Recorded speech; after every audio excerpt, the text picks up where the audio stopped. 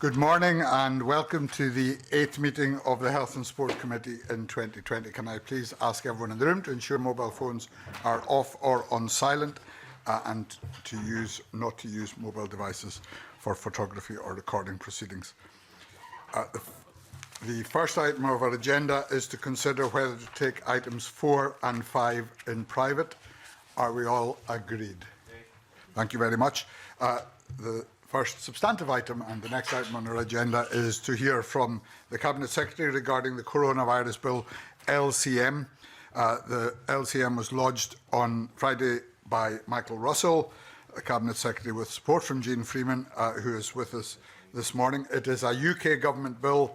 As members will be aware, it has been proceeding at Westminster, and we are due as a Parliament to debate it this afternoon. We are therefore keen to hear from the Cabinet Secretary regarding matters within the remit of the Health and Sport Committee, and so I'm pleased to welcome, in very busy and difficult times, to welcome Jean Freeman, Cabinet Secretary for Health and Sport, to the committee, supported this morning by John Patterson and by another colleague from the Legal Directorate. Welcome and thank you very much for your attendance. Can I start, Cabinet Secretary, by asking about the provisions for the return of medical professionals to the workforce? This is clearly one of the key provisions of the LCM and of the bill in relation to health matters. Do you have an estimate of how many professionals are potentially involved here and will become available with this change in registration requirements? And what's your expectation of the ability and speed of recruitment of such people? So thank you very much, Convener, and thank you to members. As you said, if I can just say, I have legal colleagues with me here to help with any technical matters, but I also have Derek Grieve, who heads up Health Resilience for us, and behind me, Jamie, what's your surname? McDougall. I have known him since 2016, Jamie McDougall, who deals particularly in social care, learning disabilities and the other important areas of that work. So to answer your question, Convener, I don't have up-to-date numbers. I will have them this afternoon when I make a statement in the Chamber, but I can tell members that in the first 24 hours of asking people, we had 400 individuals come forward by email or telephone, making contact and expressing a desire to return to the workforce. I have this morning agreed the process by which that will happen, where NHS Education for Scotland will become the contracted employer of those individuals so that it is simplified and that they will undertake a very simple registration process and allocation process based on the individual's preference about location as well as where their particular skill set makes most sense. So they will try and do a matching exercise where there are very particular skills that we might know we need, an intensivist, for example, or a GP or a respiratory nurse. There are particular places we'd obviously want those individuals to be going to, but in addition, then there are simply extra clinical staff to fill rotas who may be happy to be deployed in any role. So that process is underway. As soon as we have the website up and the clarity around, and that will be this week, how to go about this now, then we will start processing those who've already come forward and allocating where they can go and taking all the others as well. And that will include the appropriate use of nursing and midwifery students in the final 6 months of their qualification and Year 5 medical students. Excellent. And are there any implications for those who are not yet completed their studies and take on this exceptional role? What is the position for them after the emergency when they wish to complete and register on a permanent basis? So the work is underway with the Nursing and Midwifery Council for those within the last 6 months of their completion of their degree nursing and midwifery students for the experience they gain by being involved in this way, for that to constitute completion of their degree. They, like most other students due to graduate, will graduate, we expect, in absentia in the foreseeable period, as the universities are organising that. In terms of Year 5 medic students, they would then be going on to the next stages in their training, and they would simply carry on in that way. Thank you very much. And at the other end of the spectrum, given that some of those who have retired from the profession will clearly themselves be older, are there special considerations around the position of older doctors and nurses returning to the workforce in these emergency circumstances? Well, there is provision in the legislation in terms of their return not impacting negatively on their existing pension arrangements. There may then also be special provisions made in terms of the number of hours that they wish to work. Because this is entirely a voluntary capacity, so people may come forward and say, you know, I'm a retired GP, I'm happy to do 2 sessions a week. Yes. And that's fine. There may be someone else saying, I'll do 5 sessions a week.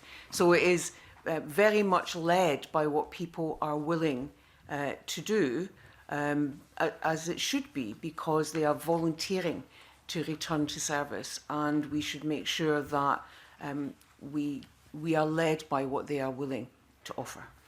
Thank you very much. Sandra White. I think it's a legal matter, perhaps, in that respect, in regard to the bill lasting for 2 years. My understanding was an amendment at Westminster, which would 6 months, we would revisit. Could you clarify for me, Minister? The amendment at Westminster, so what has been amended at Westminster is 2 things.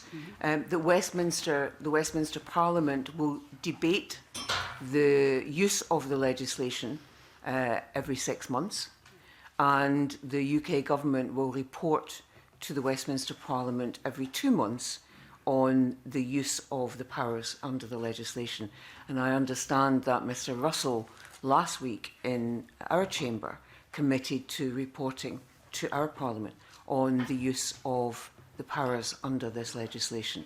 You know, the important part of the 2-year sunset clause stands. It's what's done in the period over those 2 years in terms of Westminster debating it or being reported to, and Mr Russell's commitment to our chamber as the lead on the bill about what he would do. I think the other important point to note is that some of the powers in the legislation that impact here in Scotland, that give us as Scottish ministers powers, require regulations to be laid. Now we can make emergency regulations, but if we make regulations that require where we wish Parliament to agree, then Parliament would be discussing those, obviously. And whilst we have the powers, it is for Scottish ministers, where they are powers over devolved matters, it is for Scottish ministers to determine when to use them, and importantly, when to stop using them. Sandra White. Thank you very much, Cabinet Secretary, for clarifying that point in regards to that. I think it's a really, really important matter, whether it's a sunset clause or not. 2 years is a long time, and certainly lots of people are concerned. If I understand you correctly, then every couple of months, 2 months, it will come forward to the Scottish Parliament to update us on that. So that is not for me to confirm. Mr Russell is the lead Cabinet Secretary for the bill as a whole, because it's not only about health. He, I understand, last week said that he would report to the Parliament. I don't know if he's put a time frame on that. Obviously, this afternoon is an opportunity for that to be tied down if Parliament wishes that. I'm sure there would be no difficulty. I am certainly happy to return to this committee in terms of the powers that relate to health or social care, so that members are updated on those. I think the other point I'd want to make about the 2-year length, it is a long time, but it's important to remember that this emergency legislation is there. No one, certainly no one here, and I don't think anyone in Westminster at UK government either, wishes to have this emergency legislation and these powers. They are there because of the situation we face. As members will be aware with the most recent announcements, this is a brand new virus. We are learning about it as we go, and we are trying to anticipate how it will progress. And so we cannot be certain that it will be over and done with this summer or this year. We don't know that yet. So we need to ensure that we have emergency powers for as long as we anticipate, the maximum length we anticipate might be necessary, but equally you can end those powers sooner than 2 years if we are successful in all the other measures that are being taken to suppress the peak level of cases in order to allow our health service to cope with those who are seriously ill, which is the core point here, and avoid unnecessary death. So that's what it's all about. That's why the power, the emergency legislation talks about 2 years. Okay, thank you. Thank you, Chair. thank you very much. David Torrance. Thank you, Convener. Cabinet Secretary. Home carers are probably relied on by society the most vulnerable. Are they going to be given extra training to help stop the spread of the infection, or are they going to be given the same PPE equipment as NHS staff? So that's not strictly speaking in the legislation, but the answer to that is yes. So we now have an arrangement with our National Services Procurement, which is a streamlined arrangement on taking orders, triaging them and distributing across NHS and social care on personal protective equipment. We have offered local authorities that where they believe that they need additional support to provide infection prevention and control training, what I would describe as basic barrier nursing for their care at home staff, their social care staff, then we will ensure that that is provided. Again, NHS Education for Scotland is exactly the right part of the NHS to do that. So that offer is there to local authorities who either employ these staff directly or contract with others for that service. And it is then for them to tell us where they need that, and we will ensure it is provided. David Torrance. Cabinet Secretary, what support has been put in place for carers who fall ill or are at high risk? And the reason I'm going to say is I received an email yesterday from a company who supply care, who sent it out to all their staff, and it was sent to me. And can I just quote here? There are currently no instructions to self-isolate if you are a high-risk group, but advice in relation to social distancing for a period of 12 weeks. Employees in a high-risk group wishing to remain at home for a period of 12 weeks are classed as technically withdrawing their services, and they're not entitled to pay. So that's entirely wrong, I think, in just every respect. In terms of what we have said about what particular groups of people who are most at risk should do, and the advice that we've clearly given, and what we have said and what the UK government has put in place in terms of support for organisations, companies and employees affected in this way, including statutory sick pay, which this legislation will bring in from day one. So I can't actually imagine how it could be more wrong. So I am very happy in these instances to be advised directly of organisations or companies that are misunderstanding their responsibilities in order that we can ensure that they are corrected on those. Thank you, Cabinet Secretary. That's very helpful in terms of clarifying the position and sending that message out to employers and employees in these circumstances. To come back to the matter of the LCM in relation to social care registration, I note that the LCM extends the period for registration with the Scottish Social Services Council from 6 months to 12 months. Will that make a significant difference in view of the timescales we're talking about around this pandemic?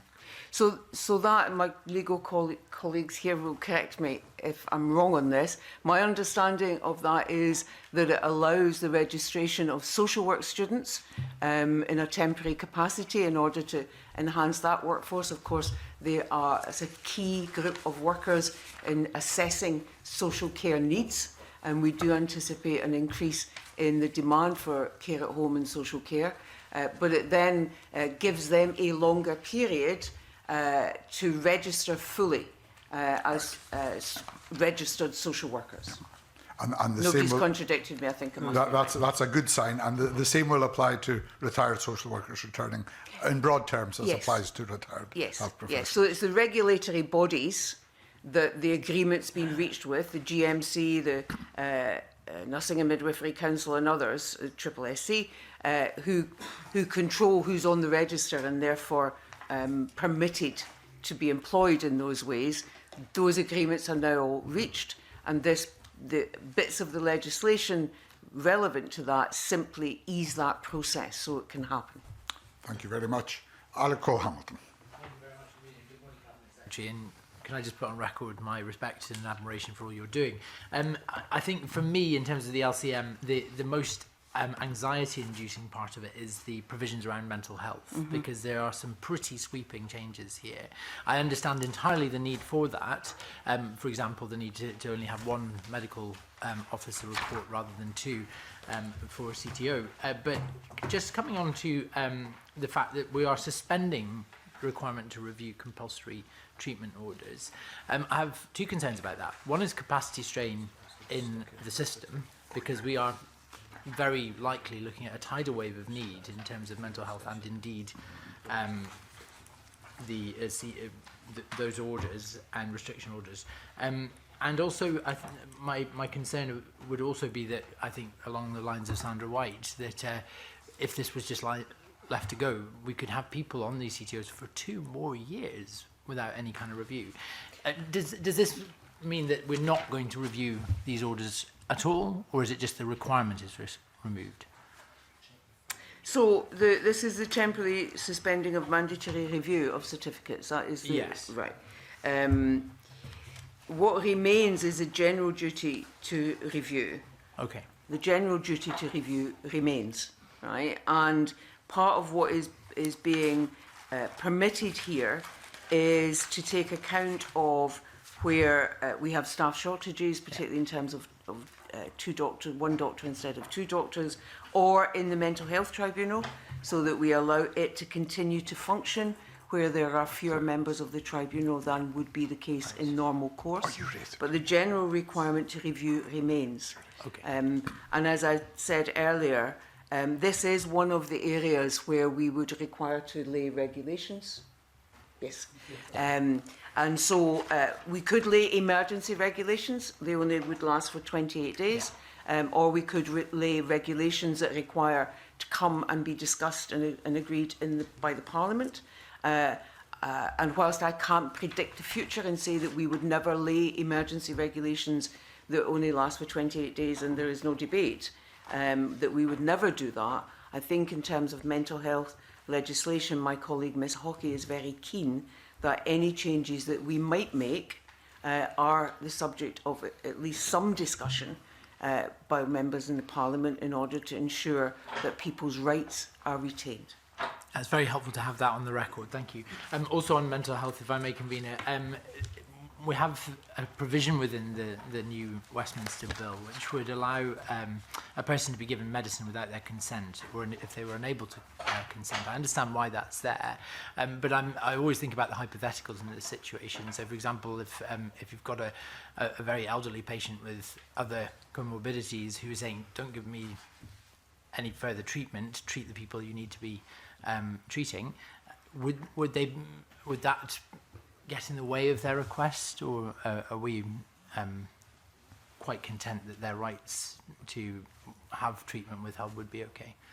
So I think what we can rest on is the professionalism of our clinical staff, who, aside from the regulations that govern how they behave and perform in their professional capacity, also have a very strong sense of making sure that what the patient wants is what is followed, and particularly in other instances. So I don't believe that this legislation cuts across that in any respect. I think if anyone was in that circumstance and was judged to have the capacity to make a clear decision like that for themselves, then their wishes would be followed. Great. It's just helpful to get that on the record. Thank you. Thank you very much. Sandra White. Very much, Convener. And just to follow on from Alec Cole-Hamilton, this is another area where I have a lot of concerns about, as does others, and I presume many people do as well, particularly extending the maximum periods of detention, 120 hours, etc. And what's already been said by Alex Cole-Hamilton, certain conditions are met. But overall, we're looking at the coronavirus, and then we have this huge area which just deals with mental health patients. And I know that you explained, Cabinet Secretary, in your answer to Alec Cole-Hamilton. Really, could you clarify for me, really, what is the rationale behind the specific, just to deal with mental health patients? I can understand if you're only needing one doctor, because obviously we're looking at mental health, which normally has two, and perhaps, you know, letting a doctor or a psychiatrist be able to deal with other medical conditions. Is that one of the reasons why we have this specific change? I mean, what is the rationale behind it? We all know mental health is huge. We get it every day in our constituency from, and this really, you know, this language used here and the changes, I think it could tip some people over the edge if that's not being, I'm not being flippant about it. Thank you very much. Cabinet Secretary. So I think we need to be really clear about mental health legislation as it impacts on people who are detained in hospital or receiving psychiatric care, and mental health issues that are adequately and rightly dealt with in the community. There is a significant body of important legislation in Scotland around mental health rights, the rights of people in terms of mental health treatment and so on. And so, whereas there is not a comparable body of legislation in terms of patients treated otherwise, if you like, in an acute hospital setting or in primary care. And that's because in some of those areas, in terms of psychiatric care, there is a degree where the balance between an individual's liberties and their health is struck in a different way. And so if we are introducing emergency legislation that requires us to create more flexibility in terms of the use of staff in mental health settings, then you will see more elements of emergency legislation relating to that area than you would do in the non-mental health setting of our NHS. Does that make sense? There's more legislative restriction and provision in the area of mental health than you would find in the area of physical health. I mean, it makes sense, and the reason of one of the questions asked was, would it free up other medical staff? Yeah, it will do. Flexibility, but it doesn't give flexibility to people who have mental health problems. That is my big worry, the Human Rights Act, people's human rights. And I think, you know, that concerns me a lot in regards to this, that they, you know, you can, you know, medicate, etc., etc. So if you look at, and my legal or other colleagues may want to add to this, if you look at the provisions that are in the emergency legislation, it doesn't permit people to be medicated against their will, and it doesn't detain them unnecessarily. It's not about flexibility in terms of staffing, in that we would be taking people out of a mental health setting into another setting. It is taking account of the fact that they too will get ill. We will see significant absence in the mental health settings as we would see in the acute or primary care settings, with people either being ill and having time off their work in order to recover, or having the underlying health conditions and not being able to be patient facing as we would want them to be. And so we need to be able to accommodate what needs to be done in the mental health setting with a reduced staff complement without drawing into the mental health setting a staff complement that we need in acute. So it's less about being able to take staff from a mental health setting and move them over into acute, and more about allowing the mental health setting to continue to function with a reduced staffing level without drawing down from the acute setting. Thank you very much. The Cabinet Secretary will be aware that guardianship or patients awaiting guardianship can be a cause of delayed discharge and therefore of hospital beds being occupied by people who no longer require them. Is there anything in this legislation that addresses that issue, that potentially speeds up that process? And if not, is there anything else the government has in mind to do to free up those beds more quickly? Yeah, so it is a serious issue, and it has caused numbers of people to remain in the acute setting when they no longer require that level of clinical care. We've had very fruitful discussions with the Mental Welfare Commission about advanced planning in those circumstances, not waiting until the person is ready to be discharged before you try and resolve these matters, but planning that in advance. I think we would be very reluctant to remove a person's rights in terms of an adult with incapacity or guardianship and so on orders, unless it was absolutely essential. I think with a degree of forward planning and some of the redeployment of our estate, we can move people from an acute setting still in a clinical nursing setting whilst those processes are gone through. And I think that is quite important, rather than seeing this legislation as removing any requirement to meet the other important bits of rights-based legislation that exist. So part of what we are doing, as you know, is looking across our NHS estate and wider to see where we can free up space in the acute setting by having patients who don't require an acute setting to receive the continuing healthcare treatment they need, the re-enablement perhaps for stroke patients that they need, or whatever, outside of the acute setting.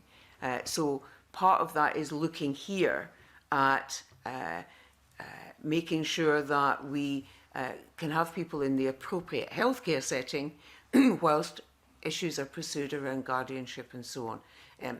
Excuse me, it is unfortunate that we have been making some progress in terms of high-level discussions with our colleagues in the court world about looking at speedier processing of these matters.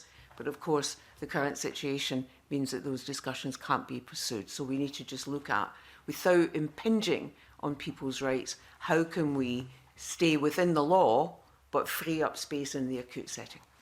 Thank you very much. Alec Cole-Hamilton. If I can move on to the powers relating to the potential infectious persons, I'm just keen to hear from the Cabinet Secretary why both sets of regulations are required in respect of this. Is we're creating a new power on top of powers that exist already, which we might use to deploy to control people in that situation. Just say the start of it again. In terms of the powers relating to potential infectious persons, the bill would allow new powers to the police to detain and process. And we already have powers under Yes. the Public Health Scotland Act. And that's because we took an approach, given the pace and speed that was needed here, and that we wanted a four-nation approach in common with the other steps we've taken with respect to handling the COVID-19 challenge, that we weren't going to hold this up with a debate around Scotland has those powers, England doesn't have those powers. We would just take the powers, and even if we already had some or all of them, rather than delay in lots of toing and froing around drafting exemptions and so on and so forth. Okay, that's really helpful. I'd like to ask a question about the practical application of this section as well, because it talks about the penalties for offences, and the offences, I imagine, are people who are identified as COVID patients who are at large in the community, potentially infecting other people, and the offences include imprisonment for up to 12 months or a fine. And the practicality is, how do we police this? I mean, we are asking police officers to put themselves in harm's way to apprehend these individuals. Firstly, are we making PPE available to police officers on the street? And secondly, where would we take these patients if we were arresting them? So, if such a thing happened, then the individual would be dealt with the way we would deal with any other individual in terms of infection prevention and control, to ensure that we minimise the risk of them infecting anyone else. Self-evidently, because that was why we would be exercising that particular power. It would be to stop that happening. Yeah. So you would then ensure that the process that the person went through prevented follow-through infection. I think we need to make a distinction, though, about the powers in the emergency legislation that you could see being used if we had to. So, for example, there is not specifically related to health as such, but there is parts of the legislation about enforcing a prohibition on mass gatherings. We do not anticipate that we will need to use those, because we believe that people are following that directive, that request, if you like. So we don't anticipate excuse me, that we will need to use these particular powers anyway, but they are there primarily because it's a very different situation in England. I don't mean that they will use them and we wouldn't, but we have the Public Health Act, they don't. So it's a different situation south of the border, but as I said in answer to your earlier question, we wanted to cooperate with this in such a way that we didn't delay its process and introduction by redrafting of exemptions and other clauses when that wasn't necessary. And can you just answer the question, are we giving police officers PPE? Well, police officers, along with fire and rescue and others, anyway, when they are in those situations, are supplied with PPE. Okay. So that would just be normal course. It's not standard for them to have that, but where they are asked to engage in those kind of situations, then they are protected. I think my question comes from an anxiety that, you know, this is such a fluid situation. You may not realise that shift where you're patrolling the lockdown is going to suddenly develop into a case where you're trying to apprehend somebody who is deliberately going around infecting people, and you don't have the PPE on your person, and you're putting yourself in considerable risk. So our Police Scotland, our police force has really clear procedures about what to do if you're confronted by a situation for which you as a police officer are not prepared.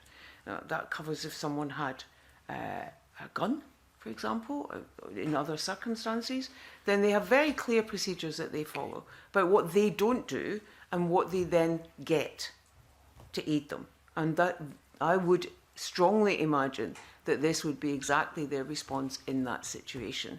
And I have to say that someone who was, this is a very hypothetical situation we're discussing, but someone who was deliberately looking to infect others certainly is someone who is unstable and unwell and requires more than the prevention of them infecting others. They require significant assistance and support. Thank you very much, Cabinet Secretary. And given that there are two sets of powers, it might be helpful to clarify if a person who fails to obey, who disregards an instruction given by a police officer for health purposes, that person is committing an offence and will be subject to sanction and, if prosecuted, will acquire a criminal record. Those things are all true. Yes. Thank you very much. Brian Whittle. The Cabinet Secretary. Can I just start by a question? I was speaking to a group of dentists at the weekend, remotely I may add, just for clarification, and they were suggesting to me that they have significant healthcare and clinical expertise that and will now have capacity. It was just a question from them to ask whether or not they potentially could be recruited into the workforce. Absolutely. And actually they have significant skills, as my own dentist pointed out to me remotely, that he sent me a text to say that he was, as I'm sure those you were speaking to, that he was staying open for emergency treatment, but non-aerosol related treatment, as the Chief Dental Officer had instructed. But he had a range of different skills, and he wanted to know how he could use them. So the Chief Dental Officer is now pursuing that in order to bring that workforce that wishes to into assisting us across a range of areas, including in acute settings. So that's underway. Thank you. Can I go on to the question of surveillance? I know that we've moved on to the Sentinel surveillance protocols now, and that people admitted to hospital with suspected COVID-19 will be tested, but there are calls to test healthcare staff with symptoms to stop them having to self-isolate needlessly. And I have to say, having my daughter being in that specific situation, fortunately she isn't positive. But is that something that you're considering, Cabinet Secretary? It is, and the statement this afternoon that I will make will go through that in some detail about the specific steps we're putting in place. You'll recall, I think, from Mr. Swinney's statement, a categorisation of key workers, 3 categories of key workers. So we are starting with category 1. So that's a group of critical frontline NHS workers, without whom our response to COVID-19 would be significantly compromised. That's not to say the other category of workers are not valuable and important. They are, but it is about criticality in terms of if we don't have those people, what happens? The thing falls over. So we're starting with category 1.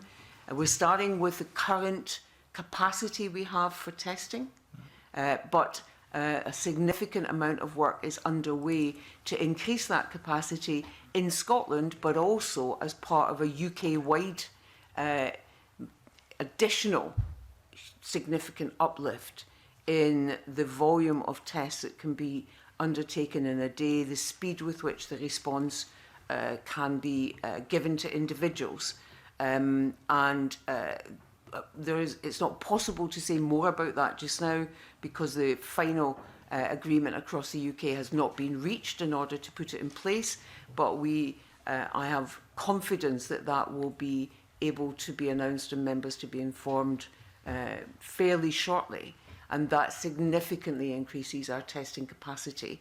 And that is largely to do exactly what you're saying, Mr. Whittle, and that is to allow those healthcare workers who are in household isolation to be able to return to work if they test negative.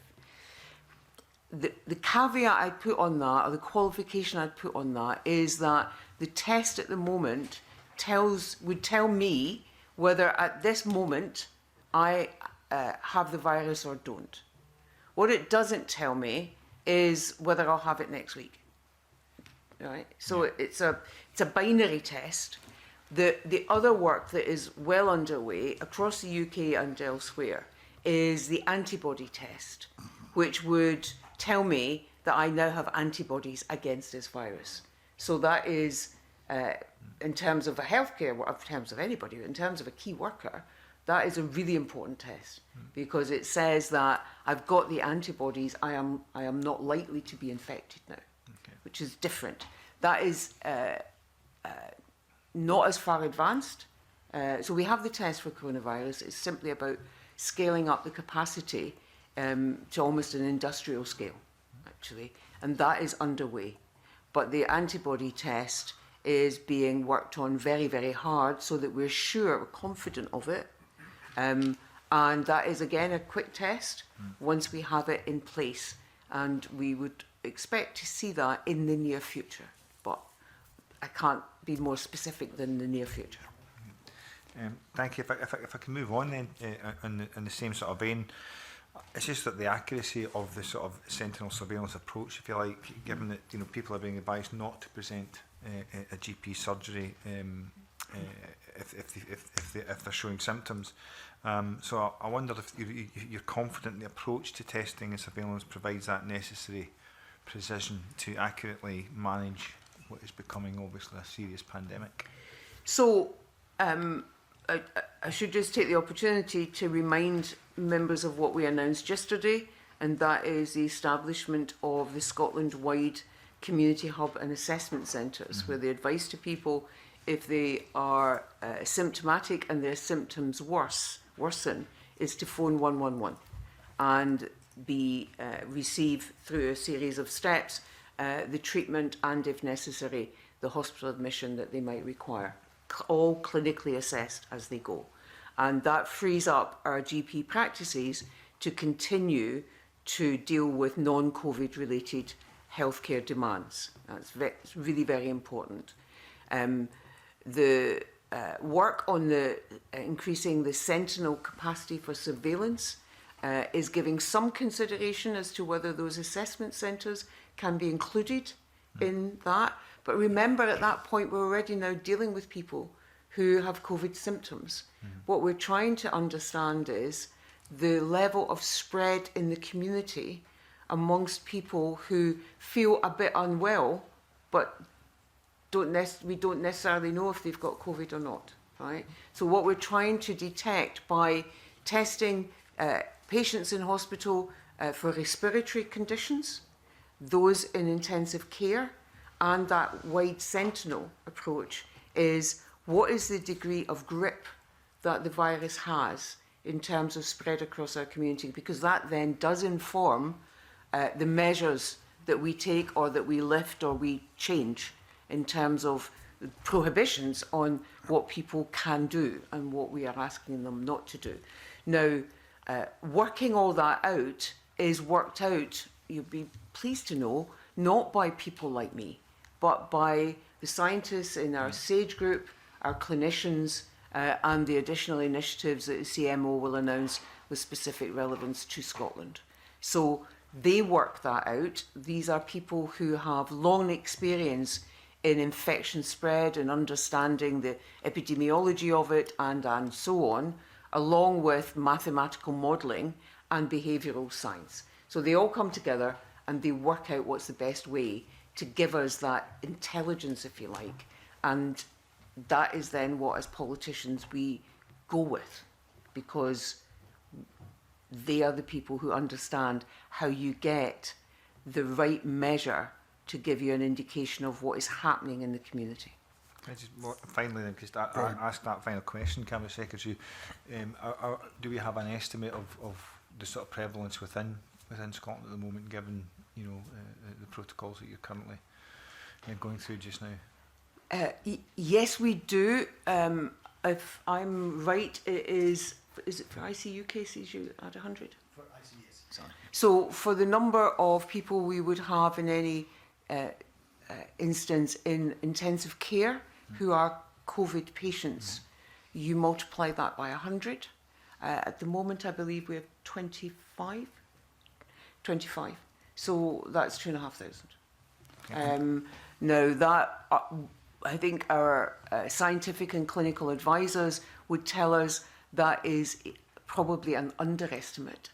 But until we get the surveillance data properly, that is the measure that we run on just now. The numbers in intensive care is if you like, the critical number rather than cases. Because remember, and this remains the case, the 80% of people who will be infected by the virus will experience mild symptoms, 7 to 10 days, and they will be fully recovered and back. But for the 20%, those are the ones who will be most seriously affected. Roughly 19% of them probably expect to be hospitalised, and more than 50% of those hospitalised will require invasive oxygen therapy. ICU and otherwise. So the ICU numbers give you a real indication of seriousness of the virus. Thank you very much. You would multiply up, because obviously those who are even mild symptoms are COVID positive. Would you multiply them by the same number as well to give you the overall sort of population, if you like, with COVID positive? Except that you don't know for sure that they have COVID-19. Remember what we're saying to people, if you have the symptoms of COVID-19, that fever and persistent dry cough, then stay at home. Stay at home for 7 days. And then the household isolation kicks in on top of that. Those people are not being tested. So you can't be certain that they actually have the virus. We are being precautionary that those are the two common symptoms. So erring on the side of caution, they most likely do have COVID-19, but we're not running the test to be certain. Okay, thank you very much. David Stewart. Thank you, Convener. Just a very quick point to the Cabinet Secretary. I was reading the other day that scientists in China had found that the virus had actually mutated there. And that has obviously real issues for treatment in terms of testing and the care of patients. Is it too early to determine whether there's any evidence in Scotland or indeed in Europe that there's been any mutation of the original virus? Yes, it is. And I think that our Scientific Advisory Group for Emergencies, the SAGE group, are looking at exactly what that data is from China and whether it is sufficient to reach that conclusion. You'll know as well as I do that, thankfully, scientists do require a level of data and evidence before they are prepared to reach conclusions. And I think at this point, their view is that it needs to be constantly reviewed, and the World Health Organization will be engaged in that before they can be confident that that is what is being seen. Okay, thank you. Thank you very much. A very brief question on government advice. What is the advice to pregnant members of the medical workforce or nursing workforce? So the advice to pregnant women is that they should work from home if possible. If that is not possible, up to 28 weeks gestation, then they can be at work, but they should, their employer should ensure that sensible precautions are taken for them. So in the case of a healthcare worker, then they should be minimising patient-facing contact, and certainly not in the higher risk areas of respiratory or ICU or so on. After 28 weeks gestation, they should not be at work. Thank you very much. And sorry, one other thing, for the individual woman who is pregnant, they should always go to their own care team. They will have a midwifery care team, obstetrician care team, and seek individual advice on their specific case. They may have other underlying health conditions that would take them out of that particular set of advice and say to them, you should not be at work. Thank you very much. That's very clear. Miles Briggs. Thank you, Convener. Good morning, Cabinet Secretary, and to the panel. I wanted to ask a few questions around PPE, personal protective equipment.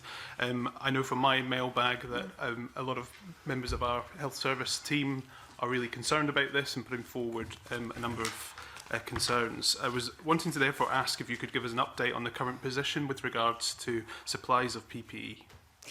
So PPE covers a number of different items of kit, and there is very clear clinical guidance about what PPE is required in what situations.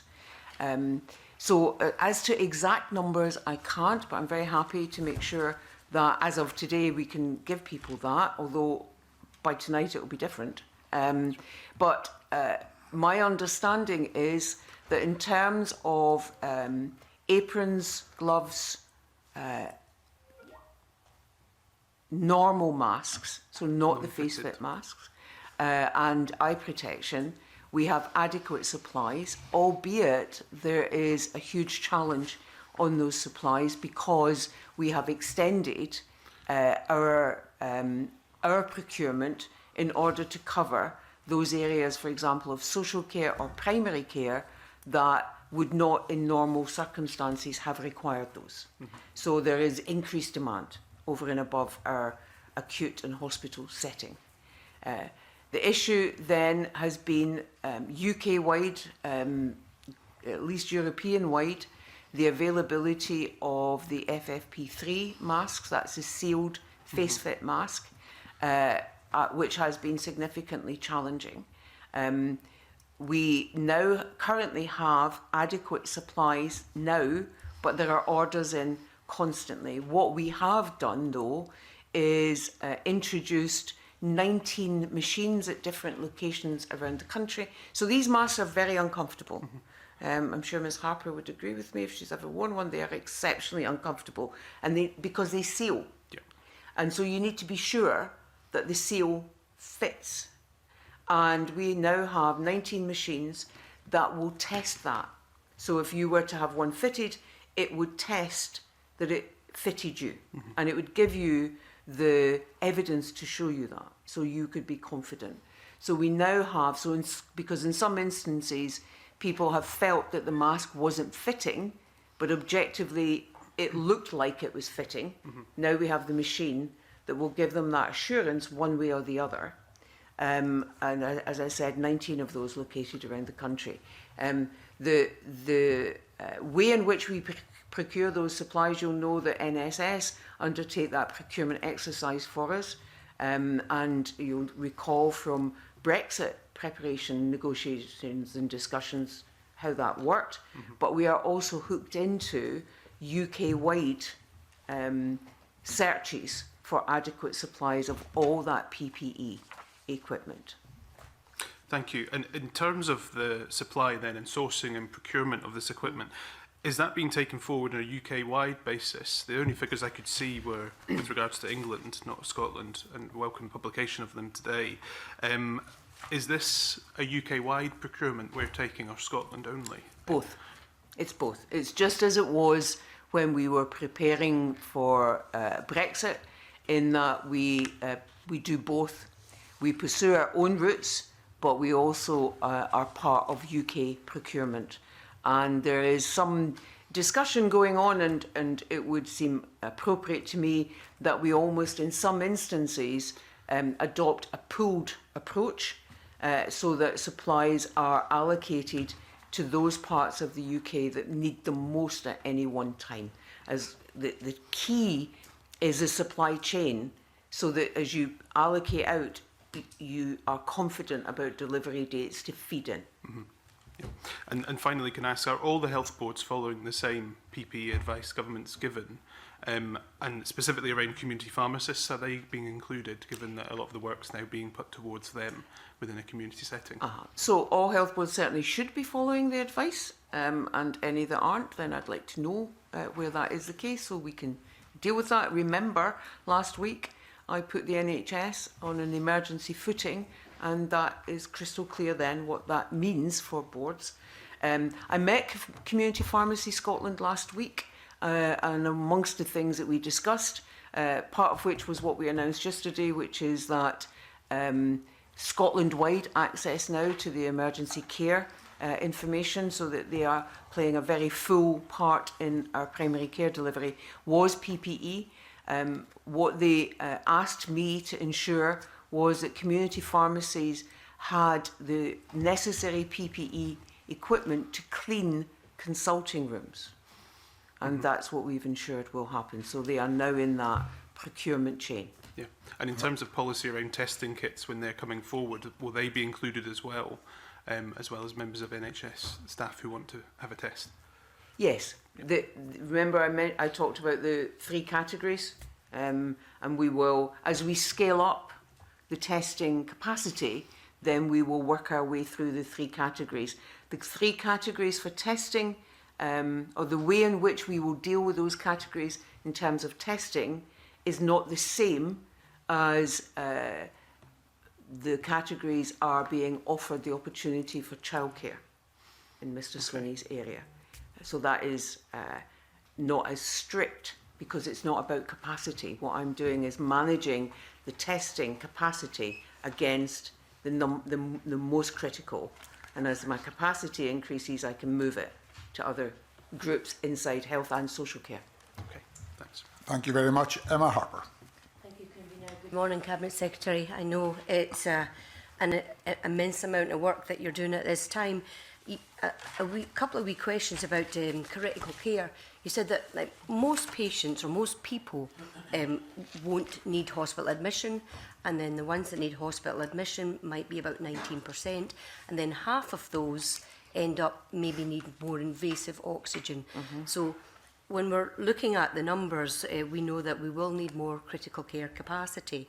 So are you able to tell us a little bit more about the way that critical care is being ramped up with machines and ventilators? I mean, I don't necessarily need to hear about numbers because that will be maybe potentially increasing as we go forward.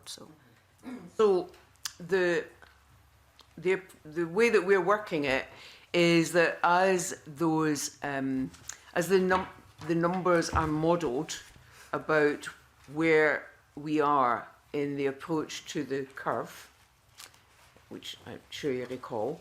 So this modelling work, which partly relies on community surveillance and ICU numbers and case numbers and so on, is constantly changing. But as that is modelled, we are mapping against that what we anticipate the measures that have been announced over the last 2 weeks, including last night, will do to suppress the spread of the virus against our ramping up of NHS capacity.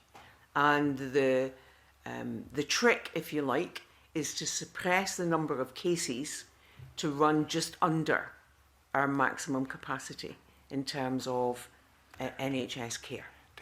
That is very difficult to do. And the point I should make is therefore that we are also extending the length of time that our NHS will be operating at maximum capacity, and that therefore extends the length of time that our staff will be operating under considerable pressure. And Ms Hockey is engaged in work with boards on what more we can do to ensure the well-being and mental health of our staff, who will be operating under extreme pressure for a long time. You're right about the numbers that we expect on all the data from Europe and elsewhere. 80% of people will be mild symptoms. They won't require hospital care. They probably won't require any health care at all, but they will need to stay at home, and it will take 7 to 10 days for them to fully recover. The remainder that will require health care, again, you're right, about 19% of that 20 we think will require hospital care, and a slightly more than half invasive oxygen therapy. At the moment, the only treatment is oxygen therapy, high volume oxygen therapy. More than 50% requiring that to be invasively delivered. And so working through those numbers has led us to what we are in the middle of doing, which is doubling our intensive care capacity and increasing our hospital bed numbers by at least 3,000. That is the minimum we require to do. We are also, though, have orders in for more ventilators than would be required to do that, so that we have additional capacity, because the way in which the virus is now operating and the measures we're taking to suppress it leads us to believe that there may then be an additional smaller peak later in the day, hence why it's a 2 years worth of legislation later on. So we are essentially maxing out the equipment that we need, even if we never need it. I think that is the accurate way to describe the decisions that I'm taking. That even if we never need all those ventilators, we are going to have them, you know, on the basis you can never have too many. But I'd rather have too many ventilators than not enough. And so you need to take that into account, and you need to also take into account the vagaries of delivery dates and supply chains and so on, to try and err on the side of caution. So the work is underway as a minimum to increase bed capacity by 3,000. That is why we have paused elective care, but retained urgent and critical care, so cancer treatment and so on. And that's why we're doubling the number of ICU beds that we have, ensuring we have maximum numbers of ventilators, and looking at how else could we increase the capacity for that intensive care, ventilator-assisted care, as we go forward. And we know that, with the increased capacity, there's an increased need for training. So that is obviously underway as well. And I know it is because I spoke to one of the respiratory nurse specialists last Monday about training. And with that, it's also come up about issues of indemnity. And like if an orthopaedic surgeon, this was the example that was given to me, if an orthopaedic surgeon is in ITU supporting any critical care work, then how is that orthopaedic surgeon protected if he pushes the wrong button or makes a wee mistake or a big mistake? And then issues of overtime have came up as well, because NHS boards are doing overtime differently across Scotland, and it was suggested to me that overtime was dealt with as a one approach. So I wondered if conversations have happened about overtime and indemnity. I know that that's an issue that has been presented in the COVID bill as well. So the bill covers indemnity to ensure that NHS staff, including those returners, are indemnified if they are working out of their particular specialist area. So if we move the urology consultant, for example, to work in another area, or the theatre nursing staff, highly trained, highly skilled, with additional training, work in respiratory or in intensive care, that they are indemnified for that. So the bill covers that, and I've also reached other agreements to ensure that the cost and so on of that is covered. Your second question was? Overtime. It's been raised with me that, like, if I'm a 28-hour contract person and all of a sudden I'm doing twice that, I don't get overtime until I meet a 37.5-hour work week or 35-hour. But there's different approaches apparently are being proposed in different health boards. So in terms of agenda for change, you'll recall before the current situation, we'd moved significantly with union agreement to a series of what was described as Once for Scotland HR policies for agenda for change staff. And that was to remove variation across a range of issues, from annual leave to return to work, to phased return to work, and so on, across different health boards, to have a single approach across all the health boards. In terms of overtime, from memory, I can't recall if the new suite of policies introduced before we reached the current situation on COVID cover overtime, but I'm very happy to take that away and look at that. I think the least variation we can have in how staff are treated, whatever way we look at that treatment, the better.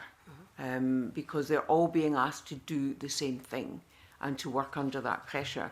And I should say that in addition to that, again with Ms Hockey in the lead, we are actively looking at just practical things that can be introduced to help staff, ensuring that there is always a place to have a respite. It might just be 5 minutes, but 5 minutes, 10 minutes, whatever, respite from whatever your duties are, to get hot food, to make a cup of tea, that kind of thing, across all those settings, including in those community assessment centres. Thank you very much. A very brief final question from David Stewart. Thank you, Convener. Again, can I thank you, Cabinet Secretary, for all the work that you and your team have been carrying out. Perhaps you could put particular thanks to the CMO. I was particularly impressed with their television public education adverts, if that's the right word, that I saw recently. Very quick couple of lines on ventilators. You've touched that on already in questions to my colleague Emma Harper. Previously in statements, you've made it clear that historically Scotland and the UK have had low proportions of ICU relative to Europe, like Germany, France and Spain, on memory, and that obviously has an impact for our ventilators. A couple of quick issues. There's been quite a few developments over the last few days about rapidly manufactured ventilating systems, and I quite like the idea that the armaments industry are now going to be doing ventilators. It's a kind of swords to ploughshares, if I can be philosophical. Yes, the other issue, very quickly, I'd like to touch on, there was some radio coverage yesterday about the UK veterinary surgeons doing an audit of all the animal ventilators, which I was kind of surprised can be used, but when you think about it, why not? And presumably there's a knock-on audit within Scotland. You mentioned that historically it's been difficult to get ventilators. There's a worldwide shortage, but the use of the RMVS and the other issue is Smiths in Luton are looking at the production of lightweight parapack ventilators, which are currently used by paramedics. So I think that's 3 examples of how you can change the manufacturing cycle, do a bit of diversification and have them on stream. So a very quick question is, how many do you currently have? How many do you need? So we have orders and delivery dates enough to double our current ICU capacity, and we have orders in that will deliver over 1,000 ventilators. Okay. But that's staggered over time into midsummer. So some of that, so that's all the case. Those delivery dates need to be met. We have people constantly in touch, literally constantly in touch with suppliers to make sure that delivery dates are going to be met. And very helpfully, Germany recently, I think last night or yesterday, removed some of the regulations around export, which makes it easier to speed up those chains. And what we have also required of manufacturers is that they batch deliver. So where we've put an order in for 100, they send us the first 10, then they send us the next 10, and so on. They don't wait till the 100 are all done before we get any of them. On all those other prospects and innovations about modifications you can make and so on, Mr. McKee has set up a group looking at reprovisioning manufacturing, linking into the work at UK level, also looking at where there are companies in Scotland that contribute to the supply chain, and reaching out beyond the UK to the network of contacts that he has as the industry in terms of his role in terms of industry and manufacturing, to see where else we can source supplies and where else we can modify what safely and to the right standard what we currently have. So there's 2 streams of work here. There's the health stream of work, led by the Health Directorate and procurement, on putting orders in, being on top of the supply chain and the delivery timescales, and pushing hard all the time to get these. And then there is the parallel piece of work, the 2 are linked, led by Mr. McKee on reprovisioning existing manufacturing base in Scotland and in the UK, being hooked into the UK's work on this, but also reaching out beyond the UK, looking at where else can we source this, or source any of these innovations that we read about but need to be properly checked through in terms of their veracity, their availability, and their immediacy for our current needs. Just on that, finally, Cabinet Secretary, just flag up one you might not have come across, but I was reading the other day that UC Davis in California, the engineering department, has been developing 3D ventilators, which are not as fully functioning as our normal all singing, all dancing ventilators, but the key is that they're easy to manufacture. I'm not quite clear at what stage in development they're at, but certainly 3D is an exciting new development. Perhaps you could ask your officials to have a look at that development. I'll ask Mr. McKee's officials to look at that. So, this is quite important. There are a lot of things that we need in order to meet this particular challenge in terms of bits of kit or other matters. And what is important, I think, for us all to know, I hope be reassured about, is that there is a cross-government mobilisation on this. So health has a number of asks, if you like, that we then require other parts of government to deliver for us. Because I don't have health officials who are experts in transport. Why would I? Or procure, or how you manufacture a ventilator. And I don't want all my health officials and all my board people are busy enough doing what we need them to do, that other bits of government now are contributing to that effort. So it is a genuine cross-government effort now. So I will get Mr McKee's officials to have a look at that. Thank you. Thank you very much, Cabinet Secretary. And that draws us towards the end of our discussion of the LCM. Are there any closing remarks you would wish to make in relation to the LCM? I think, Convener, the only thing to say, and I think it is worth repeating, is that none of us, nobody, no members of this committee, certainly no members of government, want to be in a position where we are taking emergency powers of any description.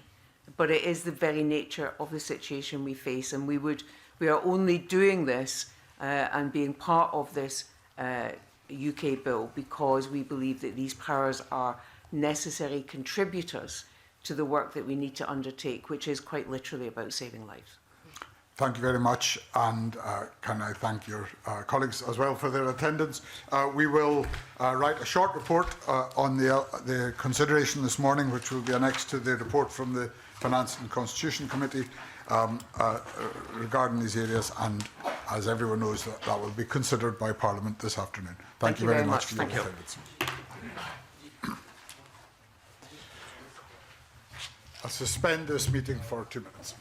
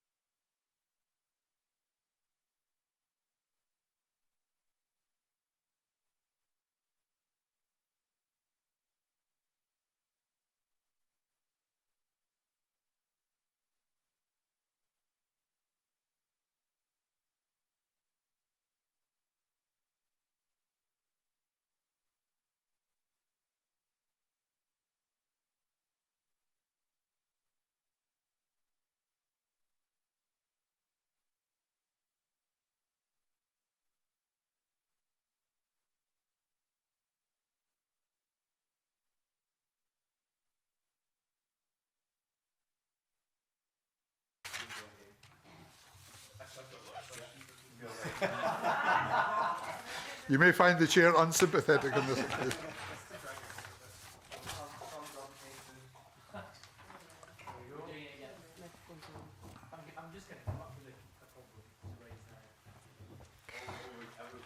Colleagues, we will now resume. The third item on the agenda is consideration of 3 negative instruments. These are the National Assistance Assessment of Resources Amendment Scotland Regulations 2020, the National Assistance Assessment of Resources Amendment Scotland No. 2 Regulations 2020, and the National Assistance Sums for Personal Requirements Scotland Regulations 2020. These instruments concern payments due to those living in residential care accommodation to local authority providers. They are updated annually to stay in line with inflation. Can I ask if any members have any comments on any of these instruments?